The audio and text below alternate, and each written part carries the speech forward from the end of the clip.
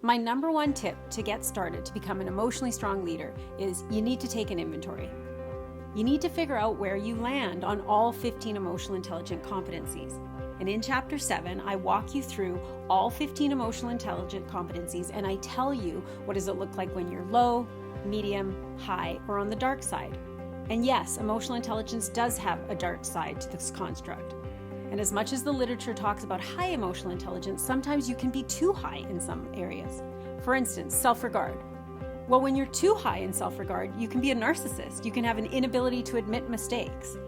And so really, it's about finding that sweet spot. So there are areas that I struggle, where, as I said, I'm too high in flexibility, and sometimes I'm too low in independence. So once you figure out where you land, whether you're too high or too low, each one of the 15 emotional intelligence competencies has a sweet spot, and you need to figure out what that is for you.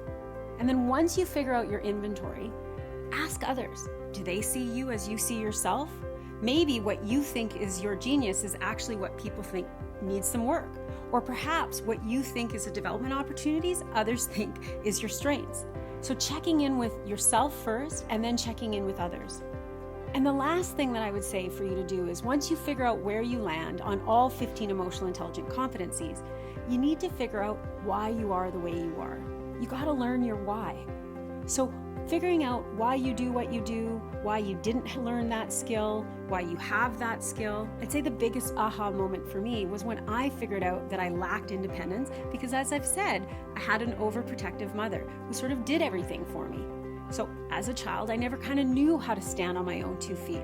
I had to learn to become more self-directed, to trust my judgments and not need reassurance. So the key is to not only check in with yourself, figure out where you land on all 15 emotional intelligent competencies, then check in with others to see how they see you. Do they see you in the same perception as you see yourself?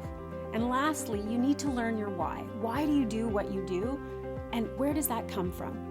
Once you know those 3 things, you can start your emotionally intelligent journey to becoming an emotionally strong leader.